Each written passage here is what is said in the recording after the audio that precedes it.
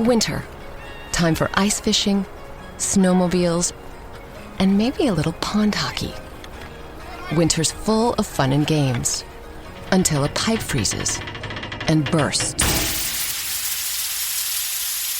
Get ahead of the freezing weather with Mow and Flow. It monitors your home's water and shuts it off automatically before it can burst your winter plans. Moen. What must I pay FIFA to stage the World Cup on my lawn? Answer me this, answer me this. Why don't the England team stay home and just watch porn? Answer me this, answer me this. Helen and Ollie, answer me this. Welcome aboard to all the new listeners who've been lured to this podcast by the endorsement of Roman Mars at the end of a recent episode of 99% Invisible. Lots of you have been getting in touch saying... I'm new to your show. I'm new to your show. I've just discovered it because I heard it on 99% Invisible. So thanks for that, Roman Mars. And sorry if you're expecting something as classy as 99% Invisible. Not even close. Things get a little bit more downtown here. We're the strip mall that's been erected next to 99% Invisible's Westfield Centre. Here's a question from Sean from Bristol, who says, I recently began a new job at a discount retailer that rhymes with Soundland. What could that be? It must be Houndland, the pet suppliers. Groundland? The garden shop. Yeah. And as part of my job, I have to ask customers whether they would be willing to buy a pack of chocolate bars or whatever we have at the front of the till. Thing is, every time I ask them whether they would want anything, they say no thank you and move on. Yeah, because they don't want it, do they? This is the W.H. Smith problem. No one wants molten Milka bars. Exactly. Sean continues. The problem is, we at the retailer that rhymes with Soundland have to sell a certain amount of these products, and failure to do so is a failure on our part. Why blame you, not the product? Why doesn't the product put a bit more effort into being tempting? So, Helen, answer me this. How can I get customers to buy these shitty little chocolates? I think a good option, Sean, is to make it seem like an incredible bargain. Don't just say, oh, it's £1. You have to emphasise the fact that it's only £1, whereas normally it'd be £3. It might not be something they came in for, but they'd be a fool to miss this incredible knockdown price. Maybe say that the offer is only available for a very short time.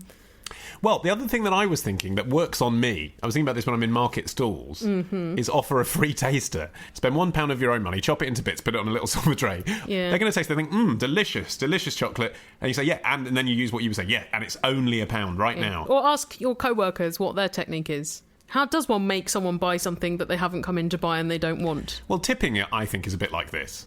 You don't have to tip a bartender, for example, in this country. Definitely not. But some bartenders get tips. Now, how do they do it? Those are the people you need to listen to. They're very sexy. Yeah. I've got a friend who's got friends who are bartenders, and he told me that what they do very often, and I'm not sure how this would work, frankly, in Poundland, but what they do is when they say, that'll be $10.99, please, they deliberately say it slightly under their breath. Apparently there's loud music, obviously, all around. So then the customer has to lean in and say, what was that? And they have to lean into their ear and go, it was $10.99. And apparently, just that slight frisson of contact, physical contact, coupled with eye contact and perhaps passing physical contact, like lightly brushing their hand as you reach in with a bill, apparently increases the chance of getting a tip. In a bar, maybe. I don't think in Poundland someone wants the cashier to be leaning in and touching them. just a Well, Sean hunch. might be a very... In fact, Sean, if he's a listener to us, obviously is a very good-looking young man, Helen. Well, I think maybe if he is, he could just give them the puppy eyes. Like, please, I need to sell these or my manager will toast me. Hey, Helen and Ollie, and also Martin the Sound Man. This is Lana from New York. So I was just listening back through some back episodes and that, and I happened to be walking on the street during this time, and Ollie said the word squirrel, but he said it like squirrel, and I literally just fucking dropped my phone because I was laughing so goddamn hard. So Helen and Ollie, answer me this. Is there anything that, Americans pronounce particularly ridiculously that makes you laugh? No offense intended. I love y'all, but you say squirrel real weird. There's plenty on the list of things that Americans say in a funny way. Aluminum is right up there. They get rid of syllables a lot, as in squirrel. Airplane. Mirror. Caramel is now Carmel. Yeah. That annoys me. Route. Why do they say route? Why did they say niche? Niche sounds really That's funny. really annoying as well, yeah. Niche sounds filthy. Hello, Helen and Ollie. It's James, aged 34 and a half, from Brighton. About 10 years ago, there was a song by Craig David called What's Your Flavour? And in this song, I remember him saying something to the tune of, "You taste like a toffee crisp." And at the time, I thought, can this possibly be product placement in a song? Because if so, it sounds fucking stupid. And now I've completely forgot about it until recently, and there's now a song in the charts by a band called 5 Seconds of Summer in which they say, "You look lovely in your American Apparel underwear." And that must be a blatant example of product placement in a song. Therefore, Helen and Ollie, answer me this. Is there product placement in songs? How pervasive is it? And what's the most blatant example that you know of? So is it not possible that Craig David just likes toffee crisps? Likes toffee crisps. I think that is the case. Yeah. As it is at the moment, American Apparel have made no statement about whether they're in the Twinks' about the 5 Seconds of Summer song. So I suspect that they are actually genuinely just referring to American Apparel underwear because they are perceived to be a sexy brand in their target market, which is tween girls. But they probably will get some free pants from American Apparel, those Twinks, won't they? And this is it. And so this is the thing. I think there's 3 categories of name-checking promotional brands in your songs. Optimism for Freebs. Well, so there's mentioning it in your lyrics because you like the product, as you're suggesting Craig David did, with no intention of getting a freebie. I bet Craig David could afford toffee crisps himself at that stage. Even Craig David could afford toffee crisps. And maybe the woman just genuinely tasted so much like a toffee crisp that the analogy had to be made. That would be remarkable, wouldn't it? If you met anyone who tasted exactly like a toffee crisp, you wouldn't think, oh, who could I name check instead that might give me money? Yeah, Green Drifter, and Blacks, they've got a lot of money at the moment. No, you'd think toffee crisp, that's what she accurately, statistically... That has to be immortalised, something that unusual. Exactly. Yeah. Or there's the option, which I think most of these fall into, which is people, when they write the song, don't think, I'm going to make a lot of money out of this. But then they realise when the song becomes a hit that this is quite a good idea because they might be able to capitalise upon it and get a free Nando's card or whatever it is. Yeah, like in that ABBA song, Fernando. So, for example, the songs that I think are the most famous ones that were done genuinely because it fitted the lyrics and there was no commercial intent are probably Little Deuce Coupe by the Beach Boys, Little Red Corvette by Prince. Right, okay, yeah. And I think probably the most recent example, Shake It Like a Polaroid Picture. That's a 10-year-old song. There must be more recent examples It's than the that. most recent high-profile example that I can think Right. of someone where someone did it genuinely because lyrically it was what they wanted to do. And by then they were pretty much going under anyway. They were basically bankrupt, and in any case, brand-wise, you shouldn't shake a Polaroid. No, Doesn't you shouldn't. help it. Blurry. Yeah. So They advise against it. they wouldn't put money behind that. Then there's the middle category, which is the people who do it, and then there's a happy byproduct. And it seems 5 Seconds of Summer fall into this category, where they know they're name-checking a cool brand in a cool pop song for kids. They're probably going to get some free American Apparel pants out of it. They haven't said, you look so sexy standing there in your CNA underwear, because there's not really a company to give them the money if they want to cash in on that. Well, that's because CNA has sort of disappeared, except from Central Europe. Right. But if they said, in your Little Woods catalogue underwear, then they could. I guess, but then you're not ticking both boxes, are you? You're not cool with the teens. You're just fragrantly looking for promotion. It's the wrong demographic, isn't it, Little Woods? Exactly. M&S? I think the most high street they'd go is Topshop. You know, which is conceivable, isn't it? It doesn't scan. It doesn't. Your top man American Apparel underwear. doesn't really scan that well in that They song. have forced in the syllables. Yeah, they have. In a way, I admire that. Anyway, so that's the middle category of things where they sort of accidentally stumbled into something that they can commercialise. And I think the most notable example of that recently is Pass the Courvoisier by Busta Rhymes. Originally, Pass the Courvoisier he wrote because he likes Courvoisier. There was no intention to try and monetise that. But it was a massive hit. Sales of Courvoisier went up by like 20%. Did they? As a result. I suppose a different demographic getting into brandy. Essentially unknown brand amongst that demographic, exactly. Unknown brandy. The only person Brandy I know brand. who drinks Courvoisier is Martin's grandmother. And then Busta Rhymes took money from their parent company to do Pass the Courvoisier 2. Oh. And then there's the third category, which is, as James suggests in his question, it's all worked out in advance. The money is there from the corporate right from the beginning. You're only putting the lyric in the song because you're getting money. And the biggest terrorist of this, as with all music, is Pitbull. So when he did Timber, he was actually getting money from a timber company. I wouldn't be surprised. Sponsored by Travis Perkins. So he's done Sexy People, the Fiat song, Fiat song. Yes. It doesn't actually, in fairness, that doesn't have Fiat in the lyrics, but it is called the Fiat song, and that's all about the video having dancing Fiat cars in it. Then he's done Give Me Everything, which is the one that's Tonight, Give Me Everything. Yeah, I'm acquainted with it. And in that one, he says, it's really noticeable. He says, picture that with a Kodak, or better yet, go to Times Square and take that with a Kodak. It's like, who even uses Kodak anymore? Well, no one. Kodak twice. Yeah, in the first 3 lines of the song. I don't know they even make cameras anymore. Well, they did shortly go to the wall after that song coming out. Savage by Pitbull. He also has a song called Vida 23, which is included on his Spanish language album Armando. And the first line of that song is Let's Enjoy the Flavour of Life, which is Dr. Pepper's slogan. Maybe he really likes Dr. Pepper and its slogans. Maybe. Is it in Spanish? That song. So he's is. translated the slogan into Spanish. Yeah, but he said the slogan as it is in Spain. Anyone listening knows it's the thing for Dr. Pepper. It's not like Pitbull is in this for the art. I think that's fair to say. Otherwise, he wouldn't do so many songs with Jennifer Lopez involved. Yeah, I think that's right. And in a way, I applaud the fact that he's so open about that. Yeah. I mean, he's not pretending there's any musical benefit to what he does, is there? I'm reluctant to admit this, but hatred has sort of turned to love for Pitbull. No. Not because I like the music, but I do kind of like the fact where he's just like, if someone's giving me money to do this shit, why would I turn it down? Okay. Look at me, I'm playing with a shark and a foxy lady in my video at the same time. Yeah, there is an element of that, yeah. I'm just some idiot with a white suit. I'm an essentially unattractive man with little talent, but look at me, I'm a millionaire. That is kind of fun, isn't it? I'm almost amazed. Yeah, it's like Lloyd Grossman Pasta Sauces, but for rap. I've got a question. Email your question to answermethispodcast@googlemail.com. To answer me this podcast at googlemail.com. To answer me this podcast at googlemail.com. To answer me this podcast at googlemail.com. Whether it's a movie night or just midday, Skinny Pop is a salty snack that keeps on giving.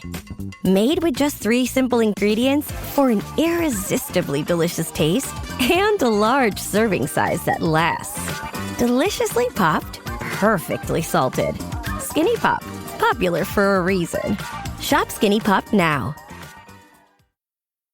Time for a question from Becky from Southampton, who says, I heard the lovely new Pope, Francis, the lovely, look at his lovely hair. Oh, he's so dishy, isn't he? Cool, check out his pins. The lovely new Pope, Pope Francis, decided not to take a holiday last year. I had no idea popes had holidays in the first place. They're so busy doing Pope stuff. I suppose they go on a lot of foreign visits, which to outsiders may seem like holidays. I think that is the underlying issue of this question, Helen. Helen, answer me this. Where do popes normally go on holiday? Southampton. How have you missed him every time, Becky? He loves it there. He's always down the pub. He's playing on the penny arcade, isn't he? What does a pope do on holiday? I imagine gets wazzed, gambles. The truth is, he's still the Pope. It's got to be some time for prayer and reflection there, hasn't there, really? You know the In-Betweeners movie? That's like 4 popes. That, yeah. Do popes usually go on trips abroad with their Vatican friends? Lads! See, again, I think hard to define the distinction there between friends and colleagues, particularly when you work for the Pope. And do they hope for a tan? Well, the papal garments, even the holiday version, I'd imagine they're quite capacious. I always imagined that although the Pope does a lot of international travel, that can reasonably be counted as a work day. You know, that's like the Queen's official engagements versus the time she spends in Balmoral where she's locked up having a laugh. Yeah, and locked up. Well, effectively. Isn't she out with the animals? Confined to the grounds and having a laugh. Now, I imagine that the Pope, in a similar way, must have days in his schedule, both in the Vatican and when he's internationally travelling, which are chillax Pope days. To go on the water slides. And whatever he does, I think it must be undocumented and therefore quite hard to actually find out what he does. But it's not a professional engagement. I bet if you look through his diary, you'd say these days he was on holiday, but they sort of arrange it so he has a few days off. That's my guess. Well, yeah, because also popes tend to be quite old and you don't want to work them too hard. Yeah, exactly, yeah. Like the Queen, I guess. Yeah, but you do also think, how much papacy is there to do on the average day? I think it's probably fair to guess that, if Denise Robertson's mailbag on This Morning is full of 5,000 letters a week, I reckon the Pope probably has quite a few letters to look through. So even on days where he doesn't appear to have an engagement, probably quite a lot of people would quite like one of his prayers. Yeah, he does. Yeah. He does quite a lot on Twitter as well, doesn't he? Does he? Well, a bit. I know don't know he's whether well it's into him. One Direction. Those hashtags, they're all being generated by him. Pray for Niall. He does all of the hashtags that start with pray for someone. Pray for Bieber. Yeah. Because he's big into prayer. Well, the Pope's official holiday home, Becky, is only 15 miles from Rome. Yeah. So you think... Not a surprise, really. Not a big holiday. But on the other hand, 15 miles in the olden days, because this has been in use by popes since Pope Urban VIII, who was Pope 1623 to 1644. So 15 miles back in those days, that would have been a pretty hefty journey. It's in a place called Castel Gandolfo, just a little village with a papal palace and massive garden in it and nice views. But it's... like the Vatican, extraterritorial, which means that they can get away with whatever they want on there. So in that way, I suppose a bit like Chequers or Camp David, it's another thing that's owned by the institution that isn't like them just going to a normal place. Yeah, but I think normal laws would still apply in Chequers, whereas they're all under kind of Vatican law. Do you know, I'd weirdly rather have an invitation to Chequers than to Number 10.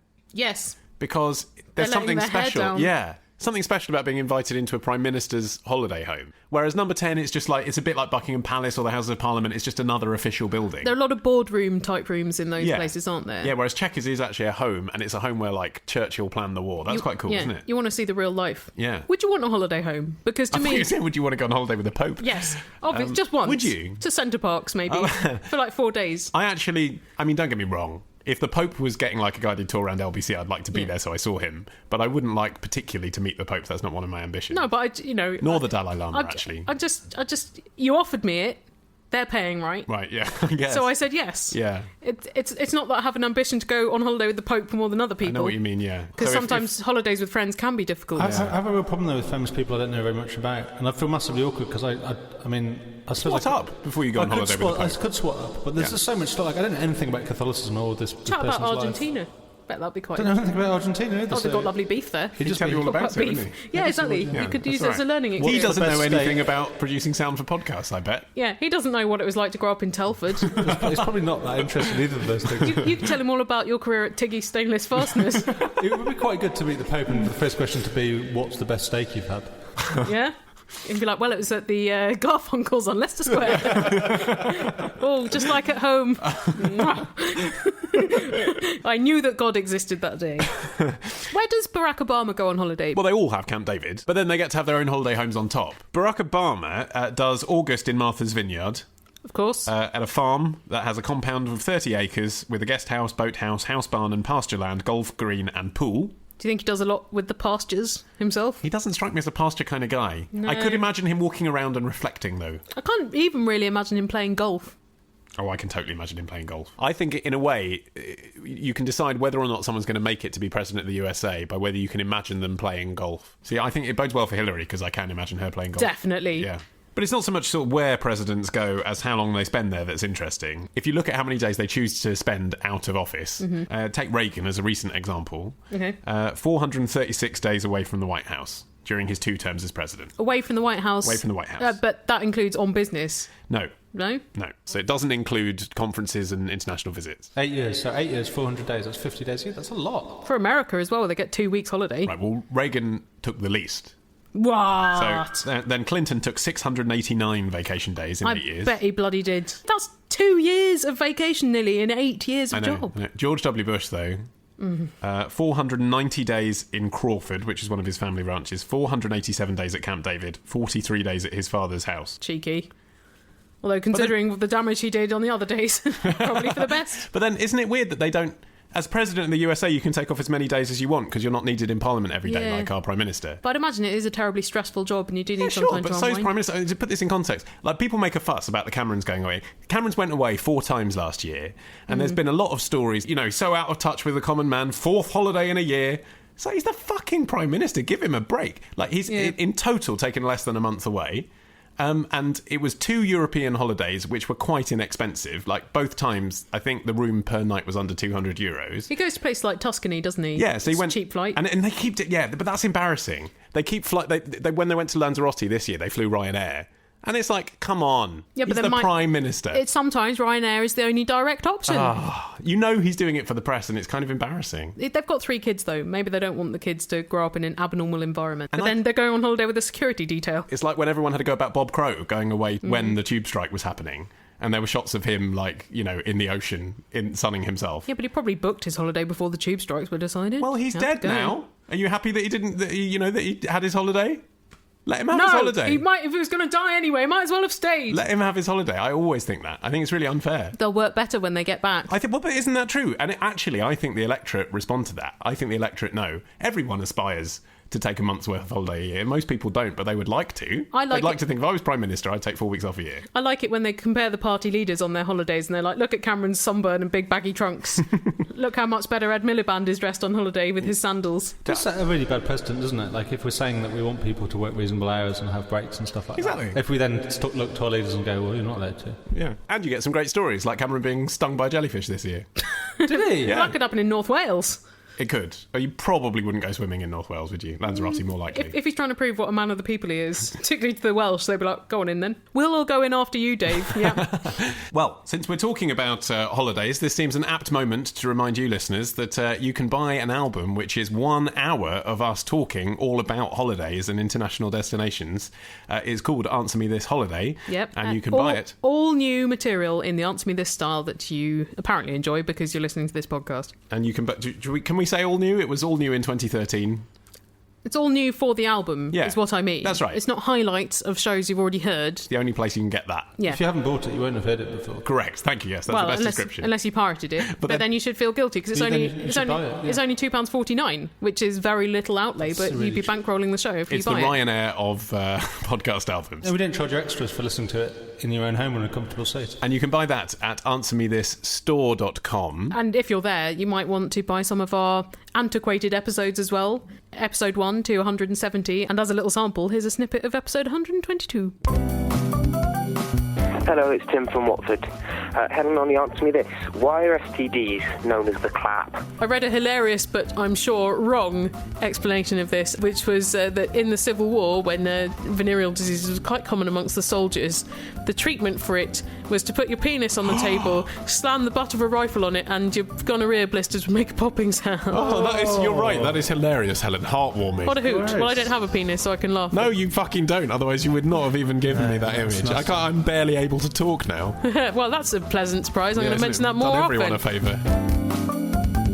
Listeners, do please get in touch by calling in on this number. 02081235877. Or you can Skype Answer Me This with your questions. Here's someone who has called in with a shitload of questions. Hello, it's Laurie from Mid Wales. Helen, Ollie, answer me these. What's the world record for throwing a cowboy hat? I looked on the Guinness World Records website. That seems a very sensible place to go. Well, I thought so. First port of call for Guinness World Records facts. Yeah. Well done, Helen. Thank you. You win the prize. Don't patronise me, Ollie. I've been at this just as long as you have. I'm congratulating you in the appropriate way, Helen. Have a biscuit. Shut up. The only Guinness record regarding cowboy hats at all was the most people wearing cowboy hats, which was organised by Angels Baseball at Angel Stadium in Anaheim, California. Don't give them publicity now, Helen. They don't deserve it. It's not even the thing that Laurie asked about. Well, guess how many hats, anyway. Such a shit record, isn't it? How many hats? What was it, the most worn? Yeah, the most people wearing cowboy hats. I think they had to wear them for 10 minutes at the same time. The thing is, it's probably not even a record because I've been in Dallas Airport and they're all wearing them all the time. If you went to any rodeo, there'd be loads of people wearing cowboy hats. Yeah. Any country concert. Okay, yeah, but this is 39,013 people. Okay, that's just a stadium's worth of people. That's a that is quite a lot of people, though. Yeah, but you go to, like, what's a big country song? I've been to country at the O2, and albeit this is in Britain, I'd say there were probably only 1,000 cowboy hats in the O2. But that's the UK, then. Yeah, but the previous record was only 500 cowboy hats. So they've smashed this one, because even if you've got these places where people are incidentally wearing cowboy hats, there's not a Guinness adjudicator there, is there? Yes, yeah, no, that's and the Angels have a track record of these shit records because they previously set ones for the largest gathering of people wearing blankets in 2010. Again, refugee camps all around the world would beat that. And in 2011, largest gathering of people wearing masks. Bit eyes wide shut, isn't it? It's quite good. What we're learning here, Laurie, is that you can get easy publicity in the future if you get in there and make this record your own. Set this up, get in touch with Guinness, say, I want to do the world record for throwing a cowboy hat. Yeah. You only need, since you'll be the first to set it, I mean, a reasonable number, say 100. Well, it doesn't necessarily have to be number of cowboy hats so much as distance. I'm assuming from the wording of his question. I see, yeah. Because I've never heard of the sport of throwing a cowboy hat. No. In the Cowboy Olympiad, maybe? Well, actually, I'm going to a rodeo in September in Oregon. Oh, well, let us know. Which is effectively the Cowboy Olympiad. And I've looked in advance as to what categories of entertainments I'll be watching. Will you be competing in any of the sportive events? Well, of course, the wild cow milking I'll be competing in. I'm a dead set for that. I've done a lot of practice in my life. And steer roping is there as well. That's difficult, though, steer roping, indeed, isn't it? Very controversial as well for animal welfare reasons, I believe. But no record there of there being a throwing a cowboy hat competition. And this despite the fact that there is a moment where they put a midget in a barrel. So, I mean, if they do all that at the rodeo still, it looks like you've invented this sport, Laurie. So get in there and claim it. Unless they've tried it and it's just not that possible to throw a cowboy hat that far because they're not aerodynamic. I mean, what's the sporting achievement you're trying to obtain? What do they do with the barrel with the midget in it? I've been to rodeos before. It's all very weird. It's a bit like in this country where people do things in blackface and they're like, it's not racist, it's tradition. And you're like, well, it is tradition, but it's tradition that can be seen as a bit racist. Yeah, because it is. And this is cruelty. But basically what they do is they have a rodeo clown. And the position of the rodeo is a bit like in Panto, where you have the knockabout funny man. Yeah. But more often than not, the rodeo clown is a dwarf. So he's in on the act, but part of the joke is he gets in the barrel and then he gets charged by a bull or a horse at one point. Oh, God. Yeah. But it is a profession. You're a professional rodeo clown. Sure, but it's sort of the opposite of equal opportunities, isn't it? Yeah, exactly. How much does the average bank robbery make? According to the British Bankers Association, the average proceeds from a bank robbery in the UK are £20,331. That's nothing. That's rubbish. And a third of robberies yield nothing at all. That's so. On average, you're earning less than the national wage just by putting yourself in danger of being in prison for 10, 20 years, potentially? The average takings per person per successful raid are a modest £12,706.60, equivalent to less than 6 months' average wage. Oh, if only they put their bank robbing skills to a more honest pursuit. Life of crime is not worth it. Yeah. There we were thinking they were in it for the money. Obviously, they're in it for the love. Yeah. On average, you get caught 1 in 4. So by your 4th robbery, if you've done well, you've earned a year and a half salary, but then you get banged up for 2 years. So all in all, you'd be better getting a minimum wage job. Saving money when you're in prison. Living in luxury. If I convert to Judaism, do I get a bar mitzvah? And is it worth it just so I can use Yiddish words without sounding like a schmuck? What very varied questions Laurie has put to us. Yeah, very much, yeah. I would have thought that the conversion ceremony would take the place of a bar mitzvah, wouldn't it? Well, the point of a bar mitzvah is that you are old enough, according to Jewish law, to read from the Torah in the synagogue. At 13. At 13. Yep. So, obviously, if you're converting at, say, the age of 26, you're already 13 years older than you need to be. Mm-hmm. So you wouldn't need a ceremony to commemorate that, because the ceremony is exactly that. It is ceremonial. So you wouldn't be commemorating anything. You're already of age. So once you've converted, you can read in the synagogue immediately because you're a man. But that said, a lot of people choose to have one 13 years after their conversion. Is that because they just want all of the presents and money that you get for having a bar mitzvah? Yeah, basically. Right. I mean, they want to have a party. It's a fun thing to do. It's like people having their wedding vows redone.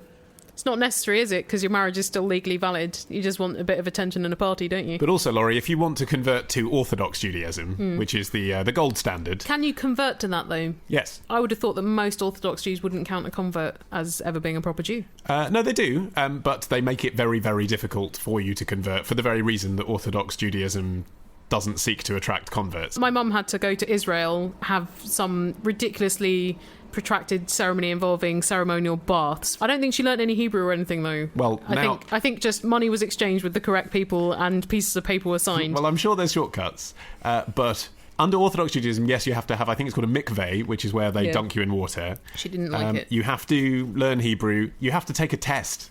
And then it has to be assessed by the Beth Din, which is the Jewish court. I wouldn't be surprised if Mum somehow cheated on that test, because it doesn't sound like she would have put in a lot of study into Hebrew. But anyway, it's fine. If you want to be a Jew, you can just go and be a liberal Jew and marry a Jew. That's easy. But then your children aren't going to be allowed to be Orthodox Jews unless they then convert into Orthodox Jewry. So it depends how seriously you want to take it, really. But if you do want to convert into Orthodox Jewry, this is the big test, Laurie. You have to be circumcised. So that's going to be pretty much a big test of your faith, I would suggest, assuming you're uncircumcised at the moment. Well, that's the thing. If you'd had a medical circumcision, then would you have to have a rabbi trim off a little bit more? Not trim off a little bit more, no, but you have to draw blood symbolically, yeah. That's easier. For an American who's already circumcised to convert is a little bit easier, because basically you just get your prick by prick. And then you're done. Before you name your baby, have you bought their name.com? If you don't, their future digital brand will bomb. Or a spammy bastard will use their name to sell porn.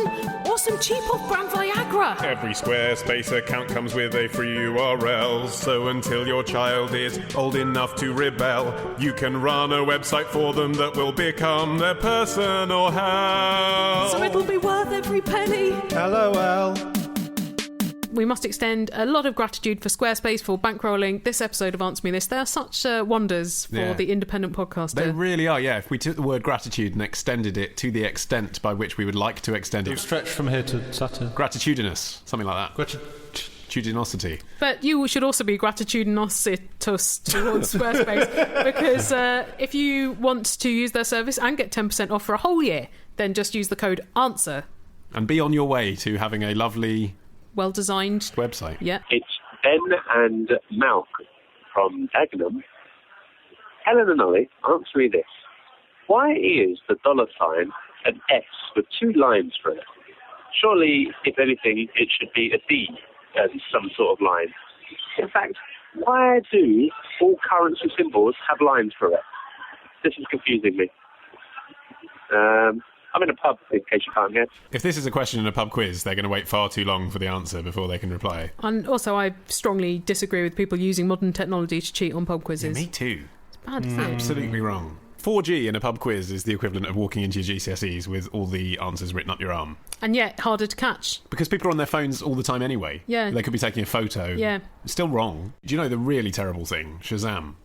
If you Shazam when they play a bit of a song, what's this? I mean, you're taking joy out of the world. Even if you win, you should feel that victory is very hollow. That pint you won, I hope that makes you sick. I hope it's one of those mythical bad pints that people always blame for the fact that they've got drunk and they've been sick afterwards. Anyway, currency with lines through it. Yes. I've not really ever thought about this, but I suppose as much as I have, I thought it was so that when you write it down with pen and paper, it's to distinguish it from other units, other punctuation, other numbers, other letters. Yeah, also when using a printing device, like an old printing press or a typewriter, you could use a letter that you already had and put a line through it because they had limited keys and things. I mean, it's literally an S with two lines through it. So, but what about the pound? That's not a letter, really. Well, it used to be an L with a line for it because it was from the French for libre. Yeah. Can I guess why it might be an S and not a D? For dollars. Could it be something to do with it being based on a silver standard, like a silver dollar was the standard unit of currency when there was coins? No, but I like your thinking. Well done, Martin.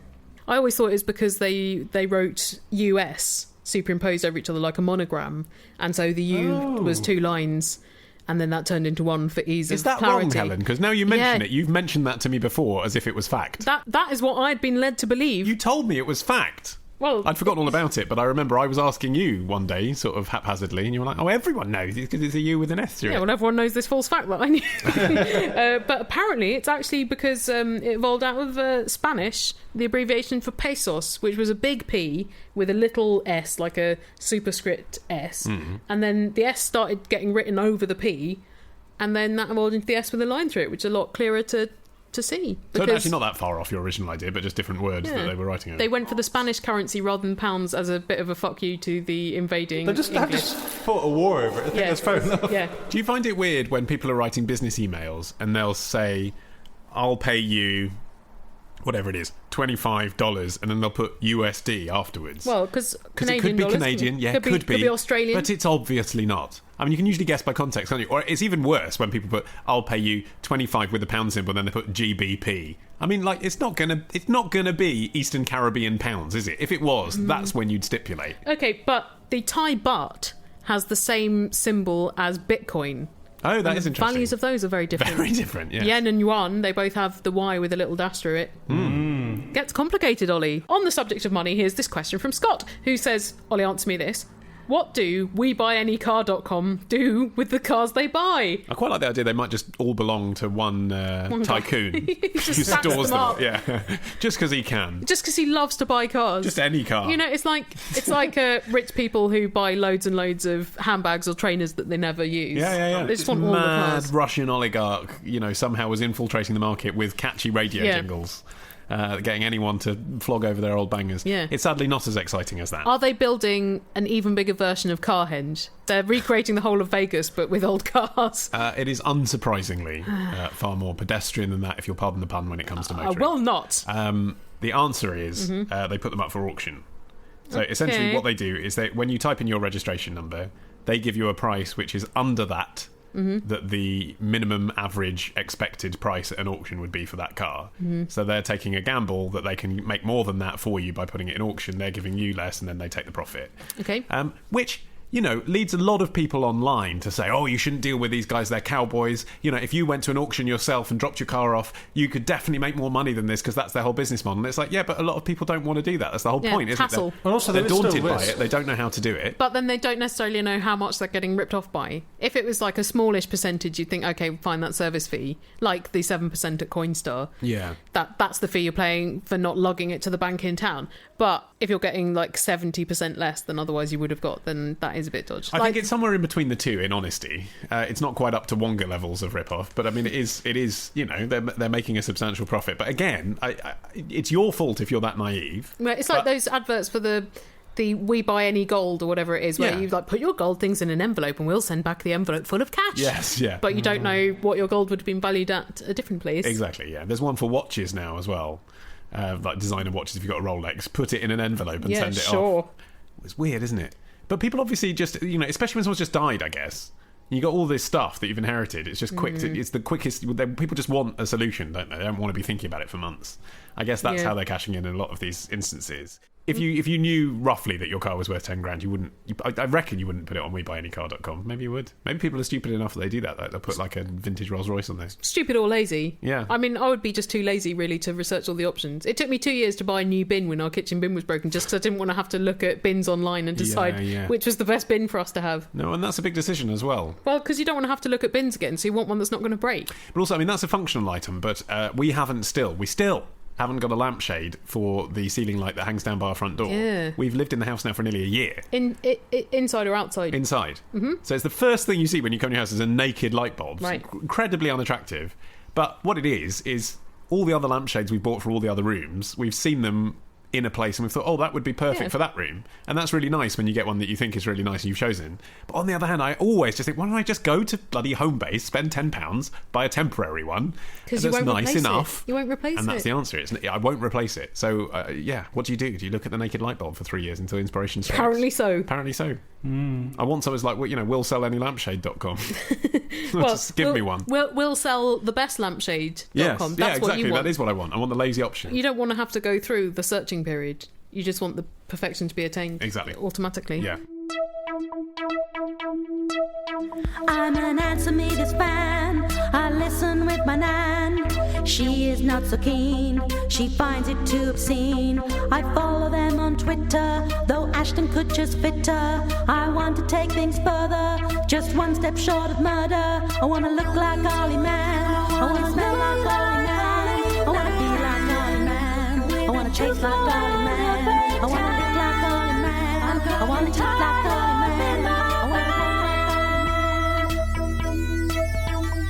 Here's a question from someone who is 17 and anonymous, although probably not in real life. And they say, after a long time single, my mum started seeing someone recently, and it's all great and lovely for them, but there's a problem for me. Oh. Is it her attention is diverted and you're jealous? Every night when he comes round, they ultimately end up having sex. Oh, people in new relationships. The human impulse. God damn it. Since we live in a small house, it's really loud. No, since they're having sex loudly, it's really loud. Yeah, I think that's right. Do it quietly in a small house. Yeah, definitely. They explain my mum's and my bedrooms are next to each other, so the top of my bed touches her wall. Oh, no. They obviously try to mask the noise by putting her iPod on. It's usually the point in the story where someone says they're listening to us, isn't it? But it doesn't do anything. It just ends up increasing the amount of noise. It is actually a different noise, though, isn't it? Yeah, but crucially, I would say it's the noise of doing it plus iPod. I guess, yeah, that's it. They're listening to Je t'aime. Oh god. I've tried listening to my iPod while in bed, but even on full volume, it's just not loud enough to cover the sounds of their furious lovemaking. God, not even with noise cancelling headphones. That is some banging. This is a problem. No shit. As firstly, I have exams now, and when they finally finish around 1 or 2 a.m., that's the bonking, not the exams. I have to be up early the next morning to go to college, and I need my sleep, especially around exams, because I'm extra stressed. Fair enough. Yeah. Good practical reasons. Yeah. I mean, I'm glad that you're shedding light on the situation behind the problem, but on the other hand, this is now beginning to sound a bit like a letter to teacher. I mean, we don't care. It's still your fuck up if you fail your exams, isn't it, at the end of the day? Get some earplugs. They continue. Secondly, I'm afraid I'm going to become one of those adults in the future locked up for insanity or murder or some other freaky crime because I heard my mum fucking. I've never heard that as a reason given in any serious murder. I once heard my mum have sex, therefore I went on a rampage. Repeatedly heard my mum have sex, and it broke me. I have no intention of murdering anyone. Good to hear, isn't it? Yeah. But the murderers always seem to use the parent sex excuse. As I just said, never heard that before. I think you've just been rewatching the film Psycho. That's the only situation in which that ever occurs. I think in reality, often they've suffered a head injury or they're in some way mentally ill. In Psycho, I mean, this isn't explored, obviously, partly because it's the 60s and partly because it's a last-minute twist. But are we led to believe that he pretends to be Norma Bates quite a lot of the time? And if so, would that involve having sex? With men? Yeah. I don't know. I wonder whether Bates Motel, the prequel series, will address this. Because there's quite a sexy relationship between the two of them. Yeah, probably will, won't it? In some great detail. Helen answered me this. How can I bring it up to my mum? That is the natural reaction one would have after hearing. That I would like them to stop having sex at a regular time because I want to sleep. No, believe me, it's worse when it's irregular. Because you think, oh, it's fine tonight, and then 3 a.m. Yeah. That is when it begins. Yeah. There's a story I'd love to tell, but I can't because they listen. Yeah, same here. It's not exactly something I can bring up over dinner. Well, maybe before dinner then. Just to make dinner very awkward. I think it is something you could, email your mum about. I know that's prudish. Yeah. They say, I'm not opposed to them having sex. That's again, very good to know. magnanimous of Yeah, you. it's their choice. But I really need some sleep. Yeah, okay, fair enough. Well, you could say to your mum, I'm being kept awake by your noise. And you don't have to say that it's sex. You could pretend that it's the iPod. Yeah, but then they'll turn the iPod off and you'll just have the fox-like fucking again. Is it out the question to get earplugs or noise-cancelling headphones? Is it out the question? I mean, I don't know if you have younger siblings. Is it out the question to suggest she goes to his place? I mean, you can be trusted to be alone in the house at 17. Maybe there's a nice way to say that. Could you sleep on the sofa one night and when your mum comes down in the morning and goes, "What are you sleeping on the sofa, Anon?" Yeah. Say, "I'm really sorry, Mum. This is incredibly awkward to tell you, but the walls are quite thin." And she'll know what you're talking about. Yes, yeah. She'll be as traumatised as you, probably. Yeah, that's a good point, actually. As long-term listeners to the podcast will know, we used to have neighbours on the other side of the wall where we're recording now who would go at it. Yeah, very... not up against the wall as far as we knew, I don't but know. they may as well have been. They were very ferocious, and it was so frequent and animalistic. Real animal noises, right? You said to me, "God, is that human?" Yes, it was extraordinary. But it made you feel inadequate. But after about 3 months, it started becoming less frequent because that's the nature of new relationships. Well, phase a bit. True, so you could wait it out. I know you got your exams now, but you could wait it out. And then the argument started. And that was what kept us awake instead. That's more entertaining, though, in the case of neighbours, whereas in the case of your mum, you'd probably take the lovemaking any day. Yeah. The glorious sounds of the lovemaking. Or could you possibly move your bed to a different wall? It's a different small country. Yeah, it's a small thing, but it might just help a tiny bit. Or sleep at the other end of your bed. Well, listeners, if you've been in this situation where you've had to block your ears out from hearing Tell your us parent all or about parents it. having rampant sex through the night. Relive all of that horror. Tell us all about it in grim detail. And the contact details of how you can send us an email and so on our website, answermethispodcast.com, where you can also find links to our various other projects. And by the way, if you are up all night and you need a diversionary tactic, do remember Ollie Man through the night, 1 till 4 a.m. LBC. But if Anon starts blasting that out of the speakers in order to drown out the noise of Mum might start getting aroused by just the sound of your voice. I was going to say, well, it'll be quicker though, won't done. it? Mum will be brought to powerful orgasm immediately. I've had quite an innocent life, I think, parent sex-wise, but I am repelled by the sound of my mum eating peaches. And so if anyone's got any advice for me to block that out. Does she sometimes do that down the phone as well? I don't think she would eat on the phone. Right. Oh, okay. She's from that generation, absolutely. Isn't she? Yes, that's okay. Proper phone etiquette. Excellent. It's like she always punctuates emails very breathlessly because she's from the generation where you had to pay more for punctuation on a telegram. We will see you in a couple of weeks. Yeah, we'll see you in a couple of weeks for episode 292. Bye!